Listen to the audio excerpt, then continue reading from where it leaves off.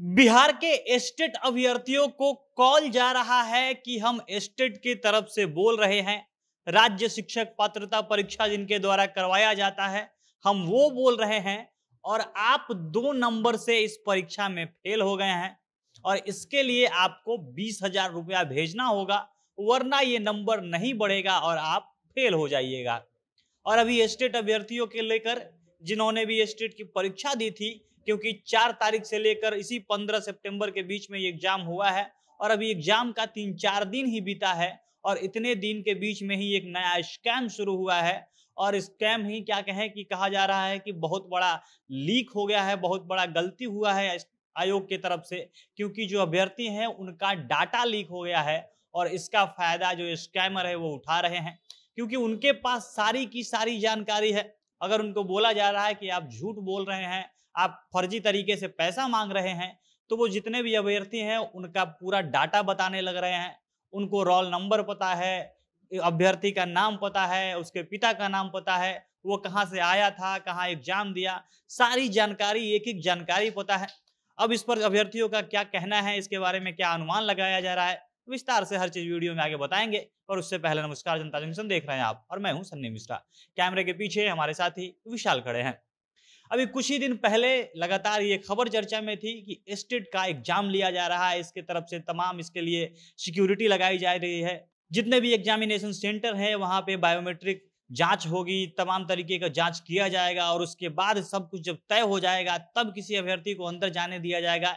यानी अपने तरफ से कोई भी गड़बड़ ना हो, सुरक्षा को लेकर कोई भी फर्जीवाड़ा ना हो, हर तरीके से तमाम ध्यान दिया गया कि एग्जाम को साफ सुथरा कराया जा सके, इसमें एकदम पारदर्शिता हो। लेकिन इसके बाद ही जैसे ही एग्जाम बीता है, 3-4 ही दिन बाद ऐसे तमाम लोग हैं, बहुत सारे ऐसे अभ्यर्थी हैं जिनके पास लगातार ये कॉल जा रहा है। कई ऐसे एग्जाम्पल सामने आए हैं जिनके पास यही कॉल जा रहा है। फोन जाता है कि हेलो, आप फलाना आदमी बोल रहे हैं, यानी बकायदा नाम दिया जाता है। उसके बाद बताया जाता है कि हम एस्टेट की तरफ से बोल रहे हैं और आपका रोल नंबर ये है। वो पूरा रोल नंबर जितना अंक है, एग्जैक्ट रोल नंबर बताते हैं। उसके बाद कहते हैं कि आपने एग्जाम दिया था, आपका एग्जाम इस सेंटर पे पड़ा था, आपके पिताजी का नाम ये है। मतलब कि एक एक चीज वो बताते हैं। एग्जामिनेशन सेंटर का जो कोड है, एग्जामिनेशन सेंटर का जो नाम था, किस पाली में आपका एग्जाम पड़ा था, हर चीज वो बता दे रहे हैं। और तब उसके बाद बताया जा रहा है कि आप 2 नंबर से फेल हो गए हैं, कुछ लोगों को कहा गया कि आप 5 नंबर से फेल हो गए हैं। अलग अलग नंबर बताया जा रहा है कि आप इतने नंबर से फेल हुए हैं और इसके लिए आपको पैसा देना होगा। अब पैसा इसलिए मांगा जा रहा है कि जो ये नंबर कम है, जो स्टेट का पात्रता परीक्षा है, राज्य शिक्षक पात्रता परीक्षा, उसके लिए जो मानक संख्या है, जो मानक नंबर आपको आना चाहिए, उससे आप कम हो गए हैं और अगर आपका रिजल्ट आएगा तो आप फेल हो जाएंगे, आपका साल बर्बाद हो जाएगा। और अगर आप जो फेल हुए हैं, आपका जो नंबर कम हुआ है, इसको बढ़वाना चाहते हैं और आप पास होना चाहते हैं, तो अलग अलग अभ्यर्थियों से किसी से 20,000, किसी से 30,000, 40-50, ऐसे हजारों हजार रुपए मांगे जा रहे हैं। और अगर उनसे कहा जा रहा है, जो अभ्यर्थी हैं वो बोल रहे हैं कि आप झूठ बोल रहे हैं, आपने गलत तरीके से ये डाटा कलेक्ट किया है, तो वो बता रहे हैं कि आपके पास जो आपका जो डाटा है उसका एक एक चीज मेरे पास है, तो हम फर्जी कैसे हो सकते हैं।